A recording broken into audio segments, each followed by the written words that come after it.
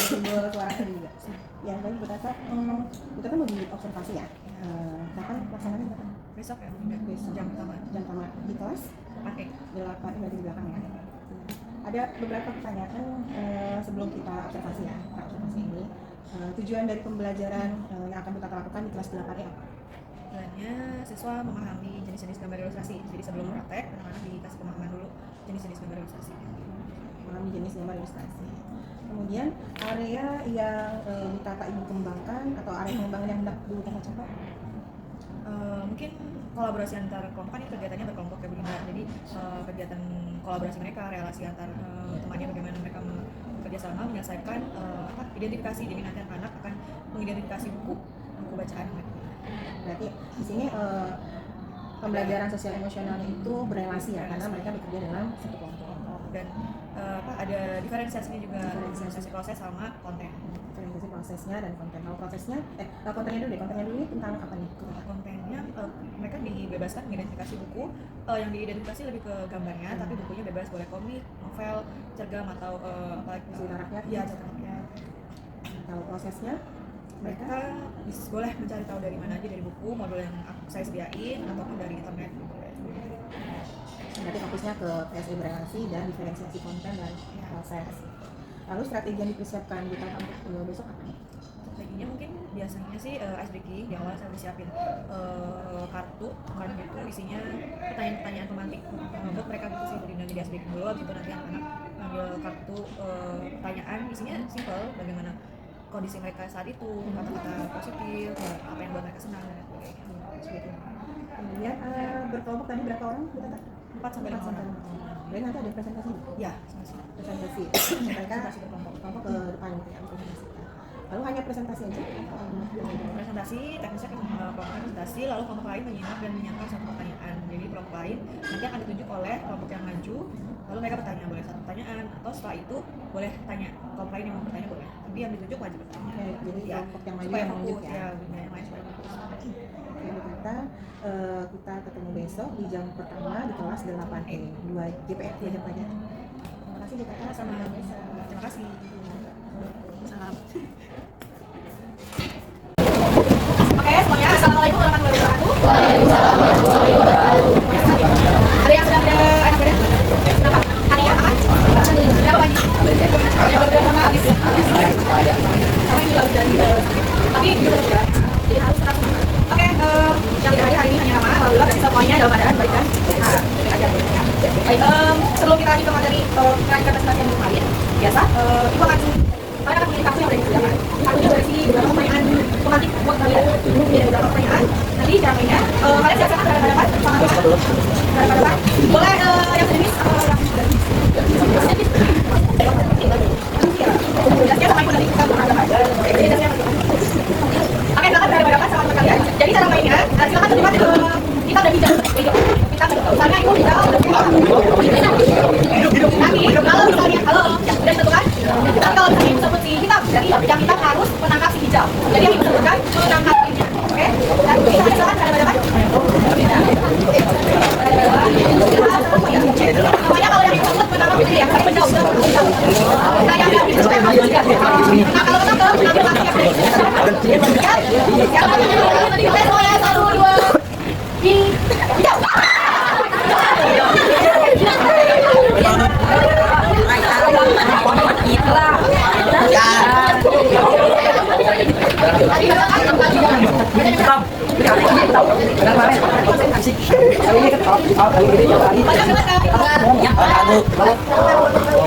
Apa yang membuat senang dari semua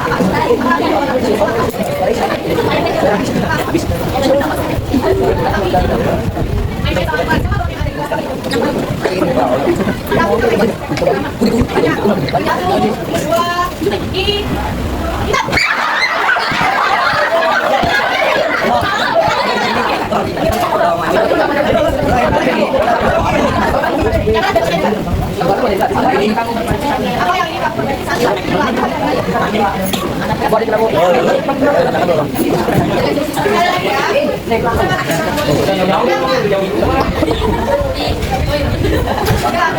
Padang kena bu. Lu aja belum kena.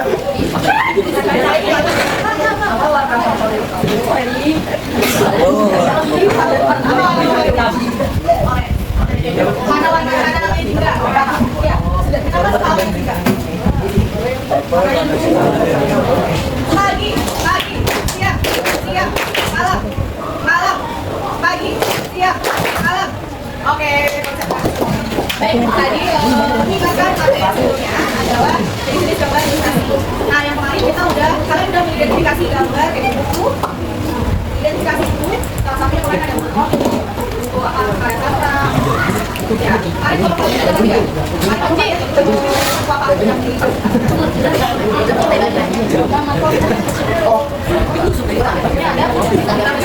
sekarang silakan duduk. Ayo, dalam hitungan 3 bergerak. Bawa bukunya ya.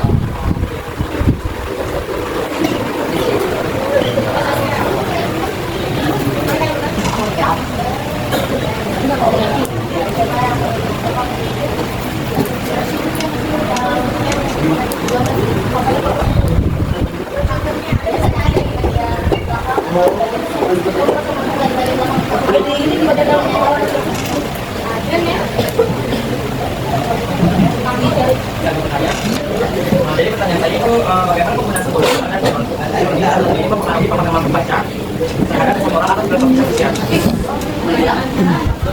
Oke, ulang lagi bagaimana penggunaan simbol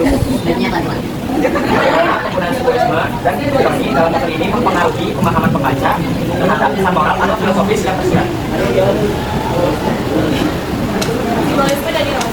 Simbolisme dan ironis dalam materi ini mempengaruhi pemahaman pembaca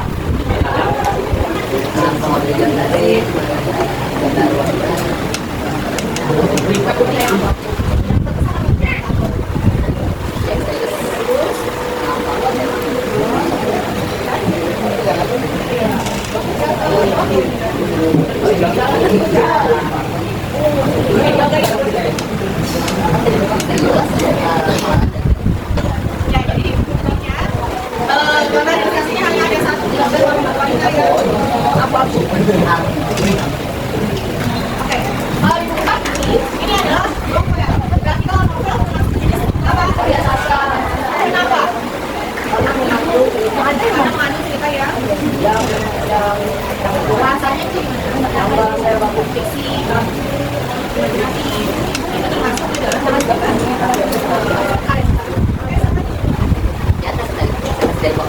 Assalamualaikum warahmatullahi wabarakatuh.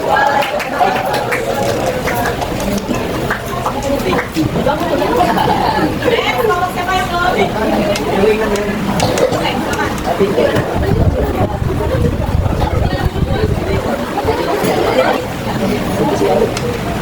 Assalamualaikum warahmatullahi wabarakatuh.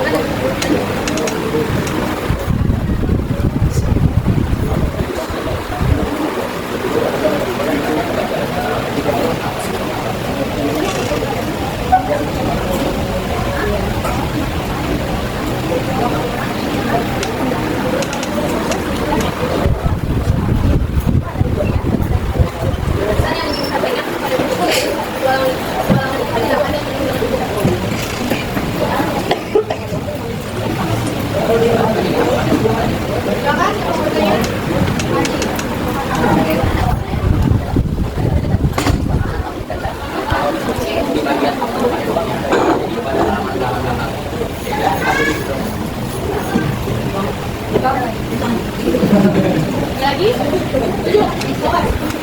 Apa deh?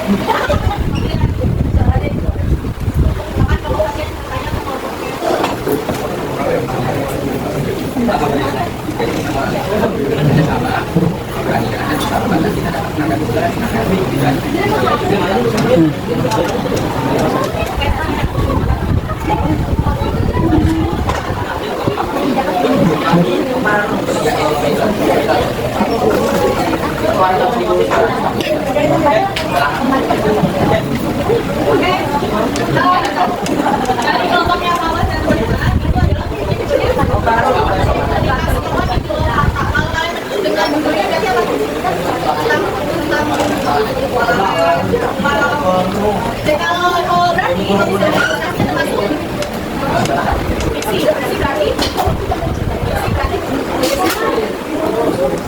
karya sastra. Jadi kalau persoalan itu termasuk fiksi, berarti dia karya sastra. Ciri-cirinya adalah itu tadi fiksi, hayalan,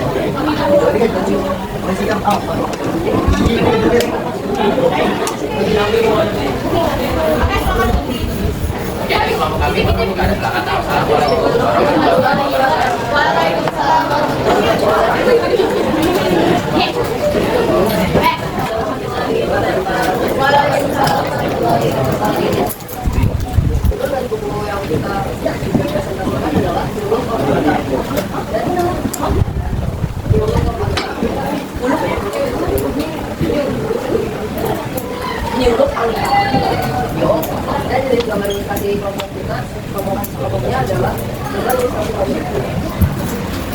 Jadi nggak? Oke, boleh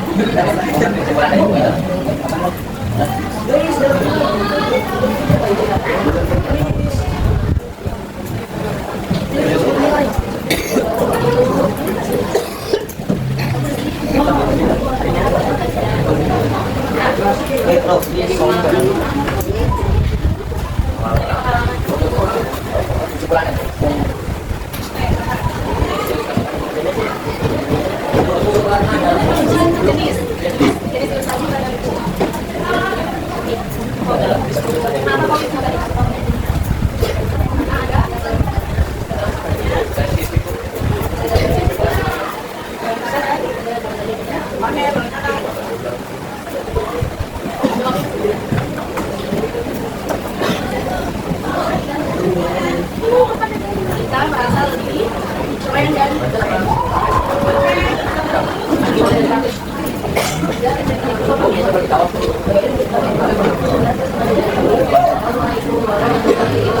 Waalaikumsalam warahmatullahi wabarakatuh. Oke, semuanya sudah presentasi identifikasi bukunya masing-masing. Gimana? Berarti udah paham tentang jenis gambar ilustrasi? Sudah bisa membedakan mana komik, mana karya sastra, mana pigment? Udah ya, tadi ada yang karya sastra, ada yang komik. Kebanyakan karya sastra sama komik karena biasanya bukunya novel. Belum ada yang bawa bukunya itu ceritanya tentang mereka pun. Padahal ada buku cerita tentang mereka pun judulnya tuh Oke, selanjutnya Ibu mau nanya apa sih yang menjadi kesulitan kalian ketika mengidentifikasi buku itu sesuai dengan jenisnya? Apa yang menjadi kesulitan? Tawas, ada kesulitan nggak ketika mengidentifikasi bukunya? Nggak ada, aku langsung tahu buku, akun, komik, karya sastra gitu. Ada yang mengalami kesulitan ketika mengidentifikasi bukunya? Enggak, Zaskia nggak? Semuanya udah paham berarti ya? Oke, selanjutnya Ibu akan mengirimkan ya assessment atau latihan tentang jenis gambar ilustrasi. Silakan dikerjakan melalui Google Form. Ada 20 soal tentang gambar ilustrasi, ada jenisnya, ciri dan lain sebagainya. Silakan kerjakan. Hanya boleh mengerjakan 1 kali. Kalau misalnya nilai belum maksimal, nanti minggu berikutnya kita karena hanya Ibu cari kali. Ibu mau tahu dulu nih semuanya udah paham nih tentang globalisasi. Jadi makanya pakai globalisasi. Oh gitu sih.